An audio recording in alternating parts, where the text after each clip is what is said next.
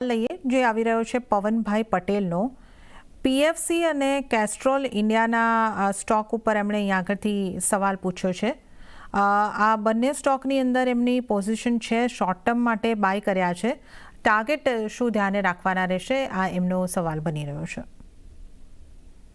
પીએચસીમાં મારો view positive છે। એક સ્ટોક તમે જો તો ઓલમોસ્ટ ટ્રિપલ બોટમના માધ્યમથી અત્યારે પોઝિટિવ ટ્રેજેક્ટરી કેચ કરી છે। તો I think it's a very positive sign going forward, એક ટ્રેન્ડ રિવર્સલનું ઇન્ડિકેશન છે। તો શોર્ટ ટર્મમાં મને લાગે છે ઇટ કેન ડુ વેલ, અને મારા અપસાઇડમાં ટાર્ગેટ આવે છે 540 થી 540 નો, ફોલોડ બાય 560। અને ઓકે, જો કેસ્ટ્રોલ ઇન્ડિયાની વાત કરું તો સ્ટોક અત્યારે થોડુંક ડાઉન ટ્રેન્ડમાં છે। તો મારી સલાહ છે કે આમાં થોડુંક વેટ એન્ડ વોચ કરો। જો એમને ફ્રેશ એન્ટ્રી કરવી હોય તો 223 ના લેવલ્સની ઉપર કરવી જોઈએ। અને જો એમને લઈ રાખવી હોય તો આઈ વુડ એડવાઇસ કે તમે સ્ટ્રિક્ટ સ્ટોપ લોસ રાખો 203 ના લેવલ ઉપર।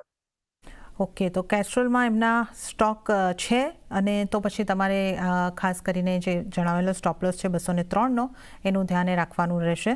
અને પીએફસી માટે તમે 540 અને ત્યારબાદ 560ના ટાર્ગેટ આવતા જોઈ શકો છો। તો આ ખાસ સલાહ પવન પટેલ માટે। આગળના